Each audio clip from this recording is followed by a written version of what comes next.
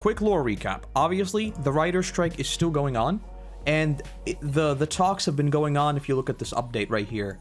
Basically, today, there's supposed to be another huge negotiation thingy where potentially this might be the final deal, right? And yesterday, a bunch of scoopers were saying that apparently people are talking that this might be it. Obviously, everything take with a grain of salt. Until we hear from the people themselves that it has happened, all of this is up in the air. But supposedly, this might be it. Hopefully.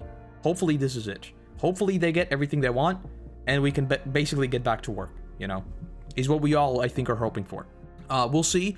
I think we should hear around, if I do end up putting this on YouTube, you might be able to Google it and might already be out, because I'm recording this in the US, it would be very early on Sunday right now. So maybe this has already happened. That said, though, why is this important for us? Well, if you've been following One Piece live-action developments for a long time, you'll know that Jamie Lee Curtis has been talking about wanting to play Dr. Kureha for a very, very long time. And a couple of days ago, this is of course taken from One Piece Netflix fan, follow them, they post everything important. Follow them for absolutely all developments regarding live-action One Piece. That said, she posted on Instagram saying, once the strike against the greed of, I don't know the full thingy what this stands for, but if you know, you know, is settled with a fair contract, I will lobby along with the growing fan frenzy to become Dr. Kureha in One Piece Netflix. Now, if you go back many, many years in like Comic-Cons and everything, she's been doing this for a long time. I went back, a lot of these clips are surfacing now for obvious reasons, you know. She just casually mentions, what character would you want to play? Like in a Comic-Con interview like years ago, right? And she's just like, I think I would want to be Dr. Kureha in One Piece. You know, it's like, oh, okay, so you actually really, really like the show. You know, this is genuine, which is cool, you know, we like that. Why do I bring this up though? Well, because Matt Owens jumped in, the showrunner for One Piece, who straight up says, Mommy dearest, that's why we sent you that figure. No need to lobby. Once we get what we deserve and get back to work, let's talk. Now, I talked about this briefly when I was playing Resident Evil a couple days ago. I think it's happening. The first thing people brought up is budget, right? We don't really want very well-known actors because that'll eat into the budget, and let's be honest, no one really cares for a high-budget actor to just appear because, wow, we know them, right? This is my biggest problem with a lot of these fan castings. It's cool to think about, but I don't want my One Piece cast to basically be me just pointing at the screen and recognizing everyone, right? But the thing is, this is where I think it's important to bring up Oppenheimer. Oppenheimer's budget was a measly, which is of course kind of goofy to say, but it was 100 million buckaroos.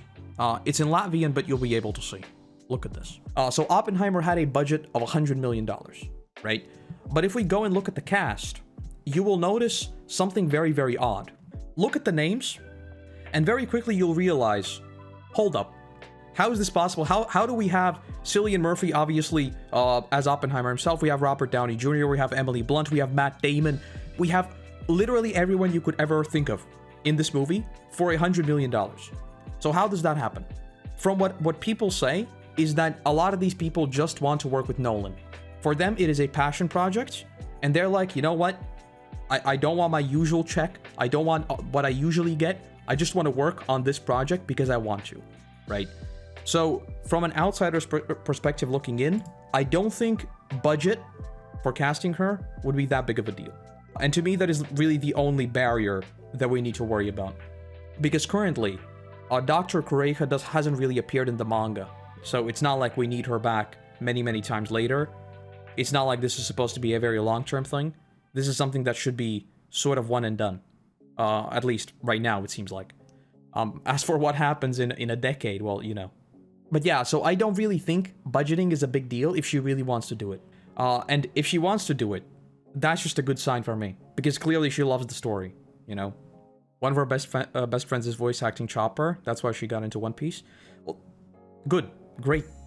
That is as organic as you can get in terms of becoming a fan. I am all for this.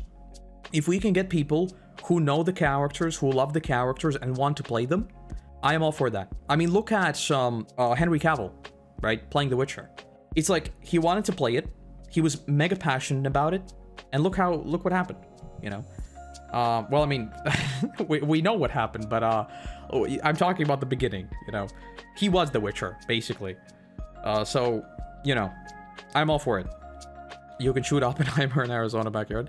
Well, I mean, there is also that, like, Oppenheimer uses a lot of practical effects, so the budget is obviously not there. But I do think a lot of it is just that the actors themselves wanted to work with her, you know. So I think this is happening. I think this is genuinely happening. I think for them, this will be basically, so you wanna do this? Okay, great. We're gonna start shooting in 3 months. I think this is happening. I think this is basically in the books. I don't think we'll hear about it for a while, but I think this is as close to a confirmation as we're going to get. We need to dig up more actors that are fans. I think so. I think that would be cool, because if you look at the interviews with the Straw Hats themselves, a lot of them are already fans of the series, you know. I'm always forecasting actors that are not that well known, not just because for the budget reasons, you know, but also because maybe this is just because I watch a lot of stuff.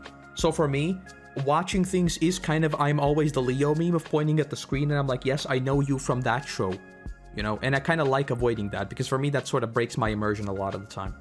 Which, by the way, is also something I felt in Oppenheimer kind of 2 times, you know, because it was the actors and it was all the history references, because, you know, I'm a bit of a nerd.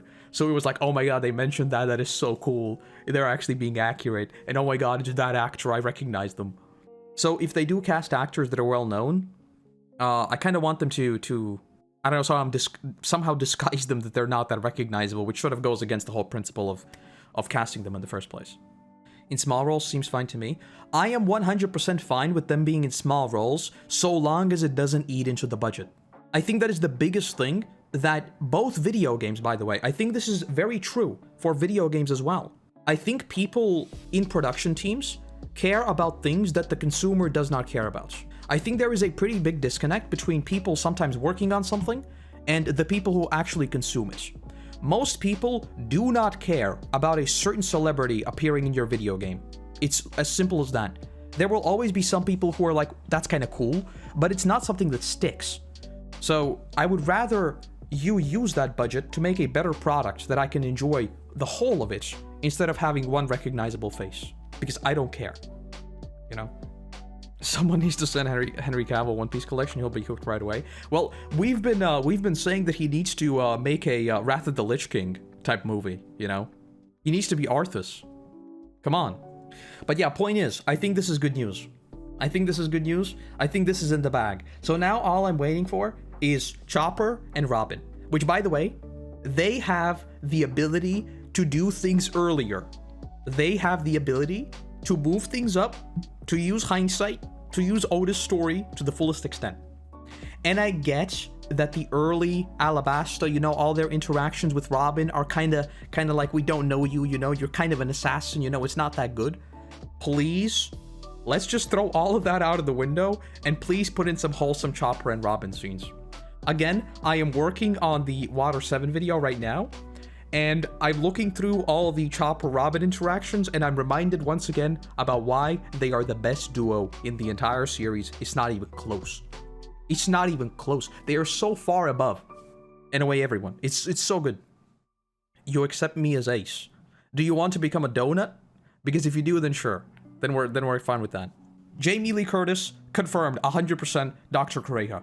Let's not think about it anymore. It's not like the strikes haven't even ended. It's not like we know any of this. It's not like we even know that they're, you know, we still don't even know if the scripts are actually complete. We don't know any of this, but 100% Jamie Lee Curtis is confirmed. It's happening.